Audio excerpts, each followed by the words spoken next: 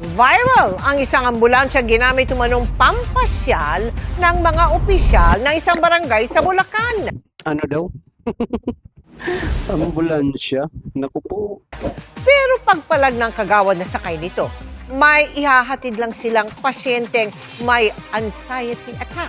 Nakatutok si Jonathan Andal.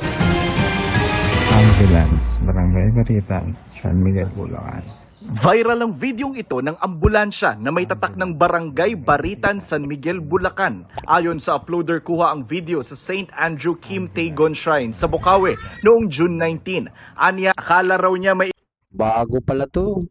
June 19 pa lang, ano? emergency roon. Pero nang bumaba ang mga sakay ng ambulansya, nagpa-picture lang sila. Nako po. Akala mo pasyente, pagbaba, no? Ang bumaba, hindi pala pasyente, buhay na buhay, magpa-picture lang. Nako po. Ako kasing ang sakay ng ambulansya is group of people.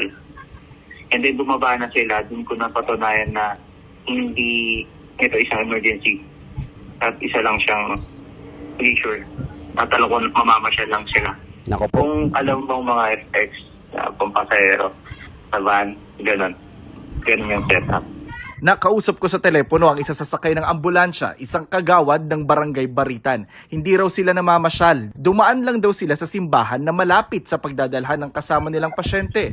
Nako po, kagawad pala yung sakay, no? Nako, patay tayo dyan. Hindi po yun pasala na ginawa po namin. Kumbaga, kinuha na rin po talaga namin yung pagkakataon kasi nandun na po kami. Yung pagkakataon, magpa-picture po talaga. Palsot, no? Datingin nyo, katanggap-tanggap yun. Meron anyang anxiety attack ang pasyente. Nadadali nila sa bahay ng kamag-anak nito para manghingi umano ng tulong pinansyal pampacheck up. 7 raw silang magkakasama noon at pawang miyembro ng iisang simbahan at pinag-prayer healing Ganyan pala, no? Pag nagatid ka ng pasyente, dapat pala 7, ano? nila ang kasamang pasyente. Paglilinaw pa niya sila ang nagpagasolina sa ambulansya. Aminado rin daw siyang nagkamali sila.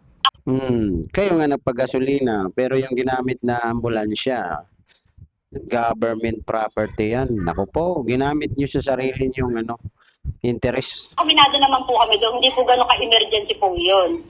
Pag sinabing ambulance, talagang patient. Pero, kaya nga lang po, sabi ko, hindi po ba maituturing sa klase po natin ngayon ang mga may anxiety attack na talagang, katulad nga niyan, sa totoo lang, sir, bumabagabag sa kanyang isipan yung naging issue na yun.